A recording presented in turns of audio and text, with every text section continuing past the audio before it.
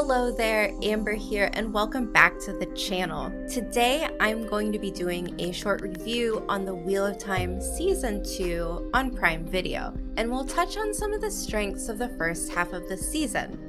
This review will have no spoilers or mentions of plots or storylines, and I'm not going to be rating the episodes from 1 to 10 because that's not really something I do anyways, but I'm sure the first question you might be wondering is it any good? And I definitely thought so. Season 2 is roughly based on books 2 and 3 of the Wheel of Time series, and book 2, The Great Hunt, is one of my personal favorites, so it's not really surprising that I like this season. This is where the world opens up and the story becomes much more of its own thing, and the same is true for the television adaptation. And my very first and initial reaction is that there have been noticeable upgrades. The story is bigger, the stakes are higher, and things look and feel much more polished. Visually, I tend to really appreciate the little things in terms of set design and shooting locations, and Season 2 has some really fun sets with a beautiful lived-in quality, and I cannot wait to talk about this more once the episodes are out to the public. Rich interiors, sprawling overhead city shots, rugged vistas, it's all there. The production design lends a balance between realism and whimsical, giving off a sense of history and the lived experiences of the characters in this world. The soundtrack, composed by Lorna Balfe, is another fun touch on Season 2. Balfe recently revealed on Reddit that the music draws inspiration from both Celtic and Cajun influences, and the mix adds a really interesting blend, with some moments having an almost bouncy gunslinger vibe. The musical direction could possibly be a nod to the American author's roots and influence on the story's themes and settings, but it's a direction I'm really enjoying because it's not the status quo when it comes to what we typically associate with fantasy television. In the grand scheme of things, these smaller details, from the costumes to the set design to the soundtrack, all contribute to the world building and the question of what era does this setting take place in. It's ambiguous, and I feel like it's a deliberate choice, because Season 1's flashback to the Age of Legends was a shocking realization for non-book readers. It introduces the idea that the current story is taking place in a time after a cataclysmic world-breaking event, and the cyclical nature of time and the theme of time itself always seems to be looming in the background of Season 2, which is really important to the essence of the story. And as a book reader, it's something I'm incredibly appreciative of, because the Wheel of Time is more than just the name of the series. It has meaning for this world and the people living in it, and Season 2 helps drive home that point.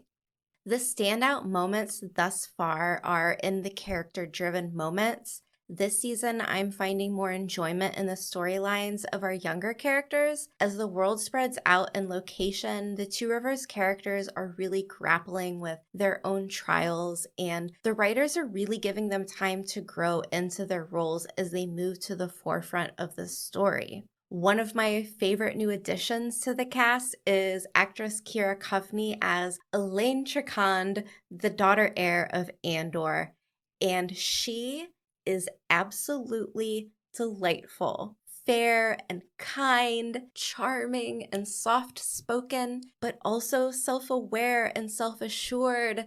She embodies the character in such a perfect way, and it makes me so excited to see more scenes with her. I cannot wait to watch how her dynamic with the other characters evolves as the series moves forward. Audiences will be introduced to many new characters this season, and even the actors with smaller roles contribute a lot of fun to the story. So much so that instead of thinking about changes from the books, I'm more engaged this time around, focusing on what's going to happen next. And on the topic of changes from the books, it should be no surprise to anyone who has been following the Wheel of Time news from the past 2 years that they do exist. But I will say that I find most of them work well and add a lot of pizzazz. It is refreshing letting go of predictability while still seeing some book concepts explored in a deeper way, some of them that weren't given a ton of attention on page.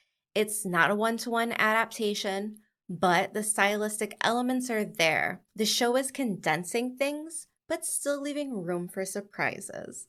I do have a few questions here and there, but I'm going to reserve opinions until the end of the season when I can look at everything as a whole. But so far, I am happily riding the wave of character exploration, world building, and plot driven moments in the same way that I did the first time that I read The Great Hunt. I will say that the thing that I enjoy the most of about this season is the way that it feels like the show has settled into its identity. It's not trying to replicate Middle-earth or Westeros. It's new and different, but also recognizable in a way that this could be our distant past or our distant future. The episodes are median length and the pacing seems to flow really well, all while juggling so many storylines. The world is expanding. There are moments that feel very theatrical in a way that you can expect from a high fantasy series, while the tone walks the line between a dramatic, soapy period drama and sci-fi fantasy. It is unapologetically bold. This is the story. This is the world. There are scary creatures that go bump in the night, otherworldly villains, women who use magic, and the characters are all saddled with problems to overcome while the story builds up to a final battle of good versus evil. It has a lot to offer, and I cannot wait to dive into the plots and storylines with everyone. The Hunt for the Horn begins, and I will be covering all of the episodes, so make sure you like the video and subscribe to the channel for more Wheel of Time coverage, and I'll see you back next time.